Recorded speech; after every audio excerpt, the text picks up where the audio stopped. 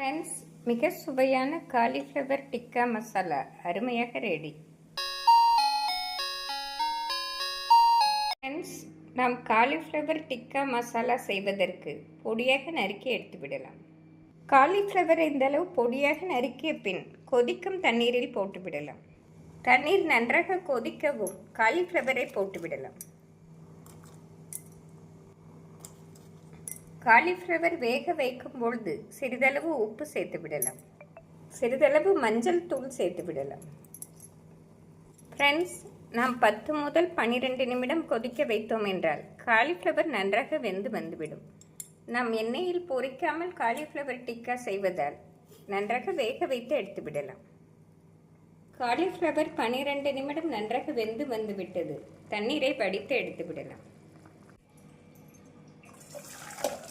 தண்ணீர் நன்றாக வடியவும் மசாலாவுடன் சேர்த்து விடலாம். நாம் ஒரு பாத்திரத்தில் 1 ஸ்பூன் தனி வத்தல் பொடி சேர்த்து விடலாம். தேவையான அளவு தூள் உப்பு சேர்த்து விடலாம். கரம் மசாலா பொடி 1 ஸ்பூன் சேர்த்து விடலாம். 1 ஸ்பூன் மிளகுத்தூள் சேர்த்து விடலாம். மிளகுத்தூள் சேர்ப்பதால் மிக சுவையாக இருக்கும். 1 ஸ்பூன் இஞ்சி பூண்டு விழுது சேர்த்து விடலாம். ஃப்ரெண்ட்ஸ், இவை அனைத்தையும் நன்றாக மிக்ஸ் செய்து காலிஃப்ளவரை கோட் செய்து விடலாம். மசாலாவுடன் சிறிதளவு தண்ணீர் சேர்த்து நன்றாக மிக்ஸ் செய்து விடலாம்.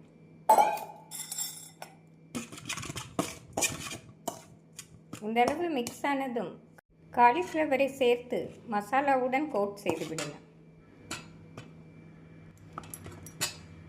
நாம் மசாலா அனைத்து காலிஃப்ளவரிலும் படும்படி நன்றாக மிக்ஸ் செய்து விடலாம். இந்த அளவு நன்றாக மிக்ஸ் செய்த பின் கடாயில் வறுத்து விடலாம்.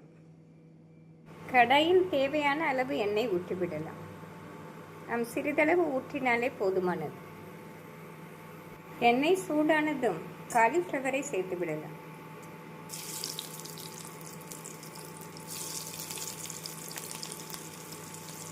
நாம் ஏற்கனவே வேக வைத்ததால் குறைவான எண்ணெயிலே வதக்கி விடலாம். காலிஃப்ளவர் சேர்த்து மீடியம் ஃப்ளேமில் நன்றாக வதக்க வேண்டும். ஃப்ரெண்ட்ஸ், 5 முதல் 8 நிமிடத்திலே காலிஃப்ளவர் மொறுமொறுப்பாக வெந்து வந்துவிடும்.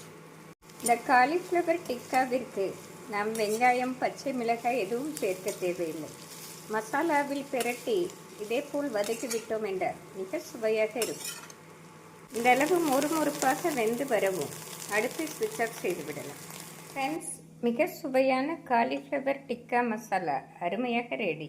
ஃப்ரெண்ட்ஸ், இந்த சுவையான காலிஃப்ளவர் டிக்காவை லஞ்ச் பாக்ஸுக்கு தயிர் சாதம், பருப்பு சாதத்துடன் கொடுத்தால் குழந்தைகள் விரும்பி சாப்பிடுவார்கள். நாம் எண்ணெயில் வறுக்காமல் செய்வதால் காலிஃப்ளவர் டிக்கா குழந்தைகள், பெரியவர்கள் அனைவருக்கும் ஆரோக்கியமானதாகவே இருக்கும். ஃப்ரெண்ட்ஸ், மிக எளிமையாக செய்யக்கூடிய இந்த காலிஃப்ளவர் மசாலாவை செய்து பார்த்து எப்படி இருக்கிறது என்று கூறுங்கள். Thank you friends.